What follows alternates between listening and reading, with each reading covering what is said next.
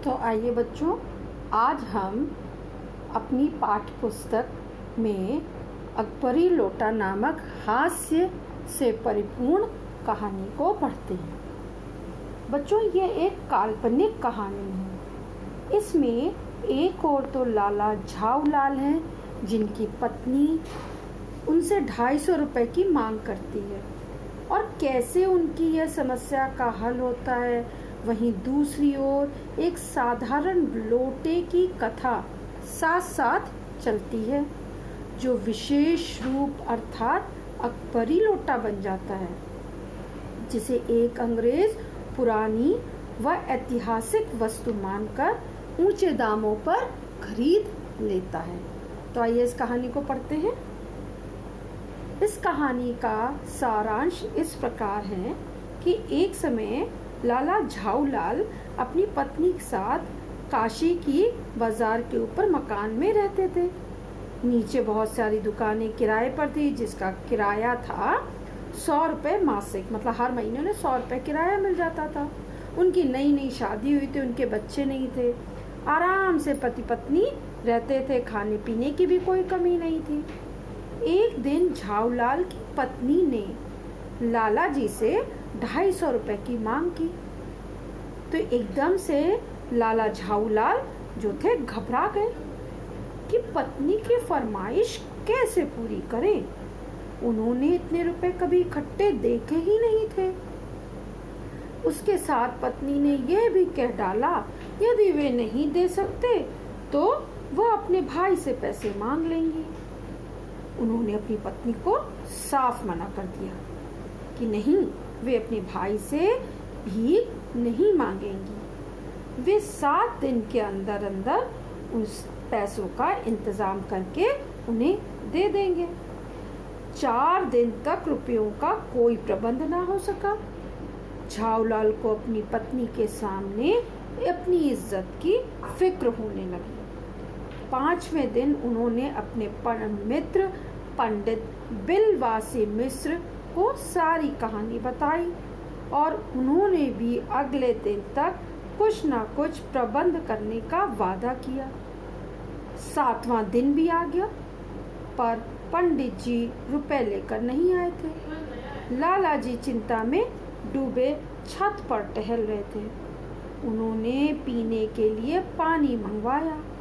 नौकरों के ना होने पर उनकी पत्नी एक टेढ़े मेढ़े लोटे में पानी भर कर ले आई। वो वही लोटा था जो उन्हें कतई पसंद नहीं था। छत की मुडेर यानी होती है छत का जो किनारा होता है, उसको हम लोग मुडेर कहते हैं, जो दीवार बनी होती है। खड़े होकर के पानी पी रहे थे। लोटा उनके हाथ से छूट गया और नीचे गली में जाकर के गिर गया। लोटे के गिरते ही गली में जो था शोर मचने लगा और लाला जी के आंगन में भीड़ एकत्रित हो गई। भीड़ में मुख्य व्यक्ति जो था वह एक अंग्रेज था, जिसके हाथ में वह लोटा था। अब क्या हुआ, वह सिर से पांव तक उस लोटे की में जो पानी था उसके कारण वह भीग गया। मालूम हुआ पहले तो लोटा दुकान के छज्जे पर गिरा, जहाँ पे वो अंग्रेज खड़ा हुआ था उसके छज्जे पे गिरा। उसमें से जो पानी उछला वो सिर से पैर तक उसको अंग्रेज को भिगो गया। जैसे ही अंग्रेज के ऊपर लोटा गिरा वह भीग गया तो लाला झाऊलाल को गंदी गंदी बातें कहने लगा। लाला जी को उस दिन पता चला कि अंग्रेजी जबान में भी अनगिनत गालियों का मतलब गंदी बातों का भंडार होता है। तभी झाऊलाल के मित्र पंडित बिलवासी जी ने अंग्रेज को शांत करते हुए उन्हें एक कुर्सी पे बैठाया और भीड़ को तुरंत ही बाहर भेज दिया। अंग्रेज ने पंडित जी से पूछा क्या वे लाला झाऊलाल को जानते हैं, लेकिन बिलवासी जी ने साफ इनकार कर दिया। वे उन्हें जानते नहीं हैं। उन्होंने तो ये भी कह दिया कि वो उसे कुछ पागल लगते हैं। अंग्रेज भी कहने लगा हाँ, उसे भी वो पागल एक खतरनाक लगते हैं। इन दोनों की जो बातचीत थी वो लाला झाऊलाल सुन रहे थे और उनको अपने मित्र के ऊपर बहुत क्रोध आ रहा था। बिलवासी जी ने तो अंग्रेज को यहाँ तक कह डाला कि आपको इनके खिलाफ रिपोर्ट करनी चाहिए। अंग्रेज तैयार भी हो गया और पुलिस स्टेशन का रास्ता पूछने लगा। पंडित जी ने उनसे यह भी कहा कि इससे पहले वो लोटा खरीद लें, क्योंकि ये साधारण लोटा ना होकर ऐतिहासिक लोटा है। अब क्या हुआ? पंडित बिलवासी जी ने अंग्रेज को कथा सुनाने लगे, एक मनगढ़ंत कहानी बताने लगे।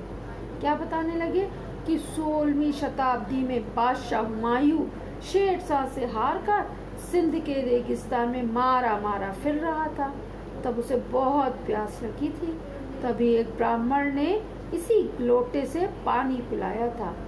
जब अकबर दिल्ली का सम्राट बना, उसने उस ब्राह्मण को ढूंढकर 10 लोटे उसी तरह के दिए और उससे वो लोटा ले लिया। अकबर इसी लोटे से वजू करते थे, मतलब कि जब वो अपनी नमाज पढ़ने जाते थे तो अपने हाथ पैर धोया करते थे। इसीलिए इसका नाम पड़ गया अकबरी लोटा।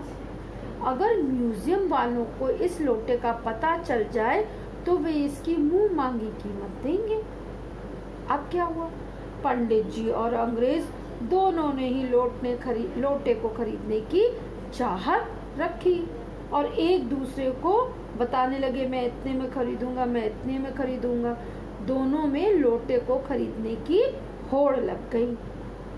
तब अंग्रेज ने उन्हें बताया, वो तो अभी भी नीचे दुकान से पीतल की पुरानी मूर्तियां खरीद रहा था। पंडित जी ने कहा, जो लोटे के दाम अधिक लगाएगा वही लोटा खरीद लेगा। दोनों बोली लगाने लगे। 50 रुपए से शुरू हुई और 500 रुपए पे जाकर के खत्म हुई। अब क्या हुआ? अंग्रेज लोटा पाकर बेहद खुश हो गया। अब उसे अपना मित्र की याद आने लगी, जो पुरानी चीजों को खरीदने का शौकीन था। उसके पास ये लोटा देखकर उसने सोचा, मेरा मित्र तो ईर्ष्या से जल भुनकर जाएगा। जहांगीरी अंडे का प्रसंग भी बताया। अंग्रेज ने अपने मित्र को जहांगीरी अंडे का प्रसंग बताया कि जब उसका मित्र उसे लाया था तब उसे बहुत चिढ़ाता था। वो कहने लगा कि जहांगीर ने पूछा कि इसको कबूतर को कैसे उड़ाया। तब नूर जहां ने दूसरा कबूतर भी उड़ा करके बता दिया और कहा ऐसे। इस पर जो जहांगीर थे वो बहुत प्रसन्न हुए और तभी से उस कबूतर का नाम रख दिया जहांगीरी कबूतर। और उसके जो अंडे हुए उसमें से एक अंडे को संभाल करके रख लिया और उसका नाम रख दिया जहांगीरी अंडा। ठीक, उससे इस बात की प्रसन्नता थी कि यह अकबरी लोटा उससे भी एक पीढ़ी पुरानी था। मतलब जहांगीर के जो पिताजी थे उनका नाम था अकबर, तो जहांगीरी अंडा उसके मित्र के पास था और इनके पास में कौन सा था? इनके पास अकबरी लोटा आ गया। अब वो अपने आप पर बहुत गर्व महसूस करने लगे। ठीक, अब उन्हें लगा कि मैं भी अपने मित्र के साथ में डींगे मारूंगा। बिलवासी जी ने झाऊलाल को पैसे सहेज कर रख देने के लिए बोला और पूछा कि कहाँ से आए। तब उन्होंने इस रहस्य को सिर्फ इतना ही बताया कि मैं तुमसे अब बाद में मिलूंगा। बल्कि उनके जो मित्र थे वो कह रहे थे, रुक जाओ, अभी रुको, अभी हम लोग तो हमें आपको धन्यवाद कहना है, इसके लिए 1 घंटा चाहिए। फिर मैं आपको धन्यवाद कैसे कहूँगा, ये सब के लिए मुझे 1 घंटा चाहिए। परंतु वो चले गए और उन्होंने घर गए, आराम से रात गहरी होने का इंतज़ार करने लगे, रात का खाना खा करके। और क्योंकि उन्होंने अपनी पत्नी के बक्से में से 250 रुपये चुराए थे, उनको इस बात की ग्लानि थी कि हमने अपनी पत्नी के बक्से से चुरा लिया, अब उसको वापस कैसे रखें। जब उनकी पत्नी गहरी निद्रा में सो गई तब उन्होंने उनके गले से चाबी निकाली, संदूक में पैसे जहाँ से उठाए थे वहाँ यथास्थान रख दिए। ठीक, तब जब उन्होंने उनके पैसे रख दिए तब जा कर के वो आराम से पैर पसार करके गहरी नींद में दूसरे दिन 8 बजे तक सोते रहे।